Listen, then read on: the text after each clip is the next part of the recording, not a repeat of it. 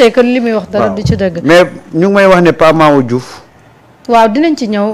gis naa ko que jamono ji mu ngi mais Samba sur le cas de famille Madiambal actuellement placé nañ leen en garde à vue. donc sous mandat de dépôt sous mandat de dépôt. ginnaaw bi nga xamee ne nag ñoom tudd nañ leen ci ab rapport muy soxnaam ak doomam yi doon waaj a génn aussi jamono ji mandat de dépôt nañ leen alors est-ce que du loolu la xamoon moom Madiambal tax mu génn réew mi. c'est la suite logique des choses. téye nañ leen fa kañ vendredi. samedi dimanche tey. procureur bi res déglu ñëw ñu janoo procureur bi mu dóor leen mandat de dépôt. c'est peut-être que ils n'ont pas été convaincants. point barre. parce que dañ leen auditionné boo indiwul assez d'arguments assez de preuves pour montrer que laale woo ci taxewoo ci. mais écoute c'est la suite des logiques des choses tey il faut rappeler que. c'est pas parce qu'on a dañoo soxla Madiambal fekkuñ ko fa moo tax ñu jël famille. ce n'est pas ça. c'est pas ça du tout. c'est des gens qui ont été mêlés dans ce rapport-là de 21 milliards. loolu mooy dëgg. Madiambal avait une société boo xam ne soxnaam si moo ko doon gérer. donc sa responsabilité est engagée. loolu mooy wax ji. Samba la rigueur d'une enquête. le mandat de dépôt est totalement justifié par la rigueur d'une enquête. soo bàyyi woon jabar ji par hasard par extraordinaire ak doom ñu dem les questions qu'on leur a posées à la police. les questions yi leen procureur posé mais bu ñu demee en contact avec le kii. ils vont lui dire que boo demee orientation bi lii la ak lii la donc il faut les isoler. pour Madiambal ñëw waxal boppam fraîchement. donc il faut les isoler mais Madiambal moo war a nekk l'homme. tu ne peux pas sacrifier ton enfant ta femme. su fekkoon ni man jigéen la situation bi am sama jëkkër def lii bu ñëwee booy mu labatiwaat. mais pare na ci man. bu ñëwee booy mu labataat à moins que exceptionnellement mu nekk stratégie boo xam ne ñoom ñoo ko teg ñoom ñett. waaw ba tey mën na nekk bu dee loolu moom ok au cas contraire Madiambal aura trahi. lu tax. bu fekkee du stratégie bu ñu teg ñoom ñëpp. nga xam ne Madiambal dafa daw abandonné njabootam. ñu mandat de dépôt leen tey yow nga toog fi nga toog. waaw mais su ma doon moom de avion bi jëkk décollé France tey du ma fa bàyyi. ah déet Madiambal kay saway il sait qu'il est c'est-à-dire que Madiambal c'est quelqu'un boo xam ne non seulement il est trempé sur beaucoup de dossiers. ndax trempé waale leen vous de la presse naka ngeen di nangoo. un ancien greffier bu doon briser ay scellés ba ñu rajee ko mu ñëw incorporé wu seen corps ngeen di. ah ouais mais loolu da ngay wax doyen ñu mag ñi ñun xale yi démb lañ ñëw ci journalisme bi yàgguñu ci mag ñi ñoo ko waroon lijjanti. alhamdulilah ba ma nekkulee journaliste xam naa ne moom su ma nekkoon journaliste maa journaliste bi journaliste gën a jëpp. xam nga li ngay wax nii. tey tous les problèmes bi presse bi di dund. ku mel ni jaari Madiambal yi ñoom ñoo nekk à l'origine. jaari Madiambal Cheikh Yérim Seck et consort. ñoom ñoo ñëw dugg ci métier bi. désacraliser ko ba pare dem seen yoon. en fait bi ñu ñëwee dañu gëmloo ne presse bi. c'est juste un moyen de business c'est un moyen de pression. dañu jël li nekkoon cësluwaayu journaliste li nekkoon sacerdoce am li nekkoon li ko tax mu dugg ci métier bi dañ ko jël teg ko fële. ne leen hey. seen éthique ak seen déontologie teg leen ko fële jël leen seeni ay médias ngeen tayle ko ay pouvoir pour mën cee am xaalis Madiambal moo yàq presse bi ak ñu mel ni moom man ça je l'ai toujours dit j'ai toujours dit que ce monsieur là tey presse bi problème bu mu am Madiambal moo ko ba pare nag il a influé certains journalistes qui sont yu jël chemin mais Madiambal ay journalistes yoo xam ne de métier yoo xam ne ils ont dit bon voilà prenons le chemin parce que ça paye mais Madiambal a tracé la voie qui mène à toutes les dérives dérives yi am ci presse bi yëpp Madiambal la parce que moo fi njëkk a woon ne un patron de presse pouvait être riche comme Crésus ñu ne ko ci naka mu woon ñu ni mu nekkee ñi nga xam ne il voulait coûte que coûte être riche ñu topp ko ci après des journalistes ils ont changé pour devenir des mercenaires ñu dàqal la greffe nga ñëw dans le journalisme amoo poste amoo place ce journal sax du jar nga bëgg fi am R+8 mais li waa ji wax nga am benn R+8 encore mais li waa ji wax waa ji li mu wax rek nee na ci jamonoy Abdou Diouf Madiambal dafa nekkoon greffier ci jamonoy Ablaye Wade Madiambal nekk journaliste ci jamonoy Macky Sall mu nekk homme d'affaires ci jamonoy Ousmane Sonko mu nekk fugitif c'est bien ficelé. ñaar na de. waaw nee na loolu mooy Madiambal.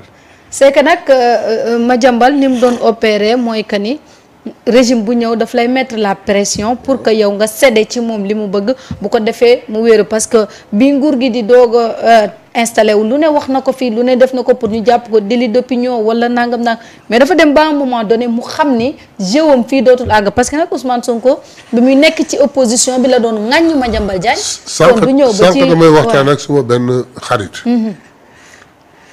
mun ma man di ma analyser sorti Madiambal daw bi comme vous l'appelez mais c'est parce que pour aviser réseau bi la. parce que c'est pas lui c'est un réseau.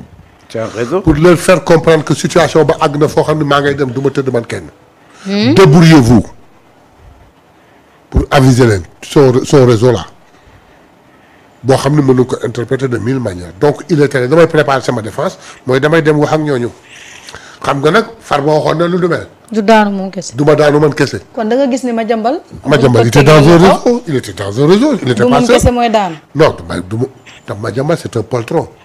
patrimoine la comme disait l'autre là. patrimoine la Madiambal boo ko jàppee am lu bare. c'est une mine d'information. boo ko jàppee am lu bare. ragal la bokkot la. léegi nag on rappelle l'information que ces 2 enfants et sa femme. placé nañ leen. 2 enfants yi ba defoon kenn rek la. non ñaar lañu Mohamed ak keneen Mohamed Diagne ak waaw Mohamed Diagne mooy ak Saliou Diagne. ñoom ñaar lañu placé sous mandat de dépôt par le juge du premier cabinet d'instruction du pôle financier. loolu ak le marabout. le marabout aussi est sous mandat de dépôt. L'épouse, les 2 enfants et le marabout de Madiambal sont placés sous mandat de dépôt. parce que le marabout moom gaañ dañ jàpp conversation moom Madiambal. parce que du complicité de fii.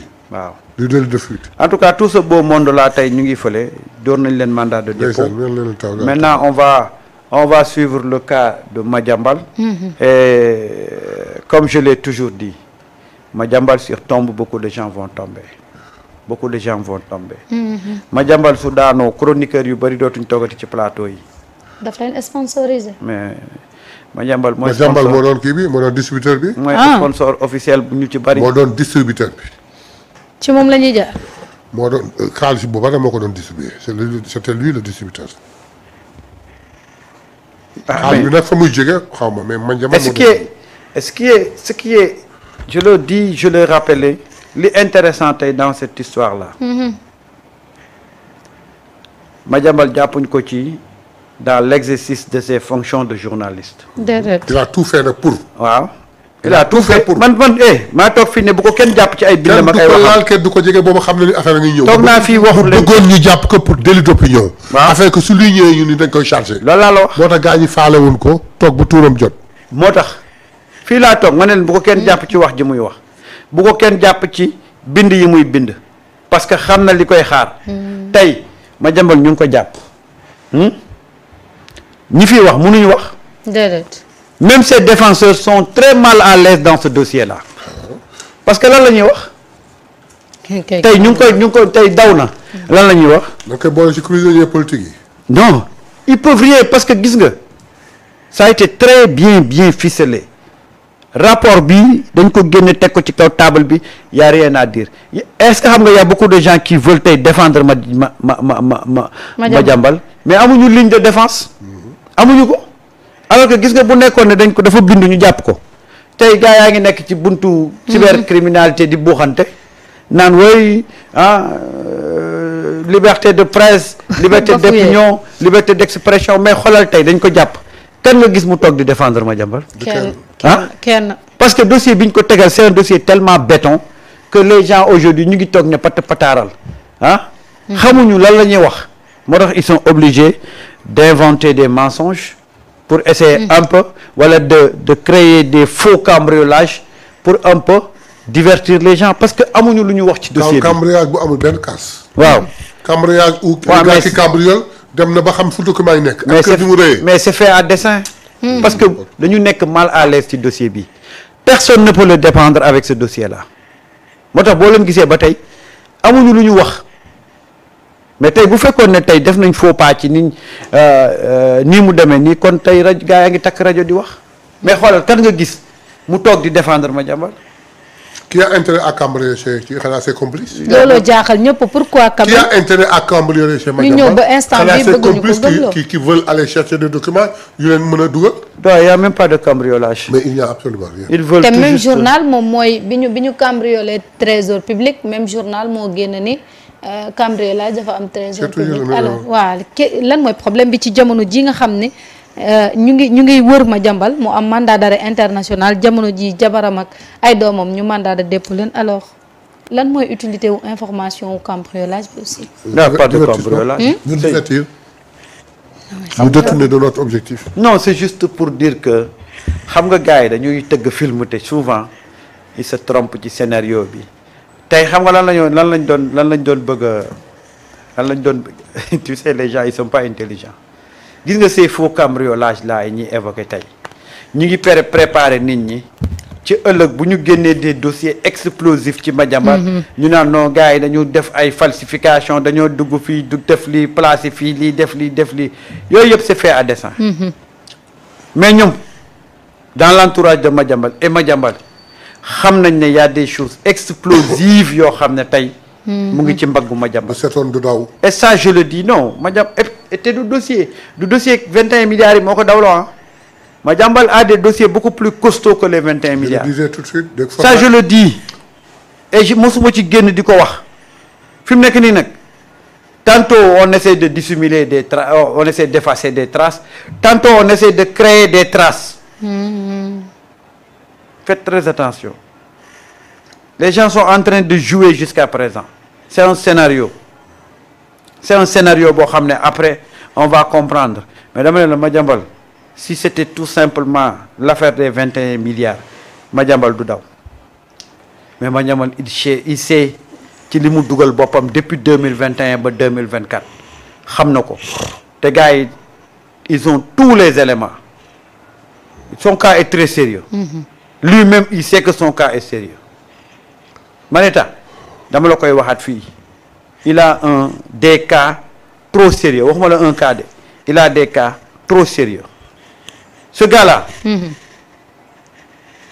moom Macky kiif li fi Macky def dugal na ci loxoom man ñaar ñooñu mënuma leen différencier Macky ak Madiambal mënuma leen différencier ñoom ñaar kiif li dal réew mi yépp de 2021 à 2024 ah c'est Macky c'est Madiambal ak ñeneen ñoo xam ne seen tour dana ñëw moo tax il faut faire xam na li tax mu daw sax OFNAC mi ngi ñëw créé mi ngi ñëw am na ñoo xam ne kenn du leen jàpp sur la gestion mais dañ leen di jàpp sur le blanchiment illicite. mais y en a plein OFNAC léegi mu taxaw y en a plein enrichissement illicite moom bés bu ñu ko déclenché tu verras. D'accord avant ñuy continuer ci information yi Pape Mao Diouf responsable APR ni ki jamono ji ñuy àddoo nag ñu ngi koy auditionné ci plainte bi nga xamante ni Jean Michel déposé woon na ko ci li mu wax ni détournement am na foofulee ca Azer loolu waral nag ñu